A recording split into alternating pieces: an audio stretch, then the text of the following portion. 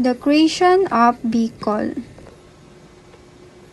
Ang Bicol ay isang wikang Austronesian na sinasalita sa rehiyon ng Bicol sa timog silangang bahagi ng Luzon, sa Pilipinas.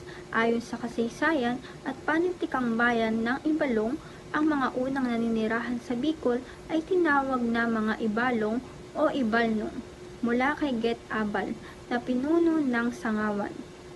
Noong sinaunang panahon, ang pangalang Bicol ay nahango sa salitang Bicod na nangangahulugang paikot-ikot na naglalarawan sa pangunahing ilog ng lugar. Ang rehiyon ay mayaman sa kasaysayan at arkeolohikal na mga tuklas, kabilang ang mga antigong palayok at kuweba ng libingan na nagpapakita ng sinaunang kulturang pre-Hispaniko.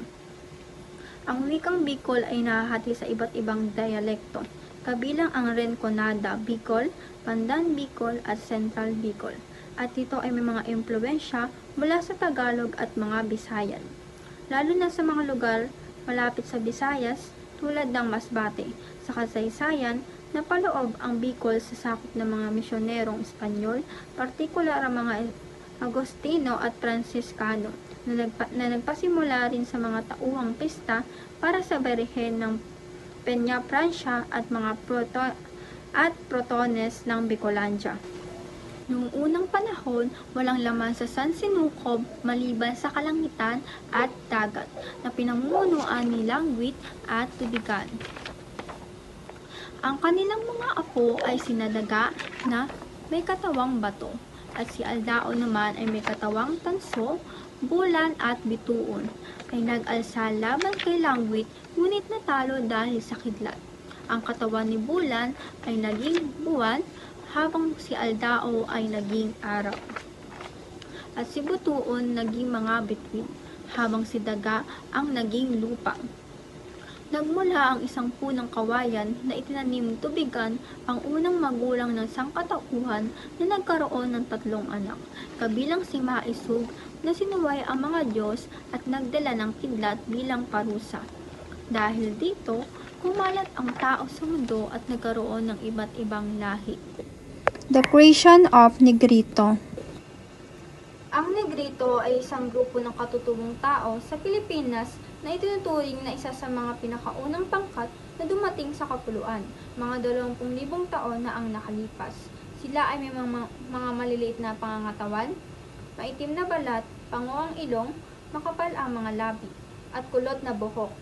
Ang salitang Negrito ay hango sa Kastilang negro, na nangangahulugang maliit na taong maitim.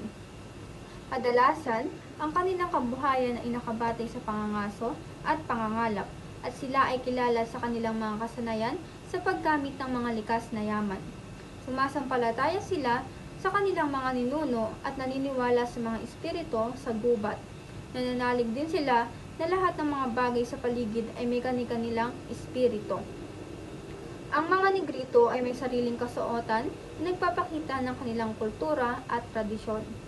Meron din silang awitin at pamahiin na pinagkukunan nila ng lakas sa kanilang pakikipagsapalaran sa buhay. Noong unang panahon, bago pa mabuo ang mundo, isang malaking dagat lamang ang umiiral. Si Haring Manaul ay naipakulong at natalo sa digmaan laban kay Haring Lugluk-Lawi. Matapos makalaya, naglakbay siya sa himpapawid at ipinahayag ang kanyang sarili bilang kalaban ng lupa at kalangitan. Sinubukan siyang parusahan ng mga elemento ng hangin, alon at ulan, ngunit palagi siyang nakakatakas. Kumain siya ng mga alitaptap, ibon na naging kanyang mga tagapayo, kaya pinurusahan niya ang mga kwago upang maging gising sa gabi. Nagalit si Kaptan, hari ng mga dagat, at nagpadala ng mga bato upang parusahan si Manahol, ngunit nakatagpo ito ng mga kanlungan sa mga bato.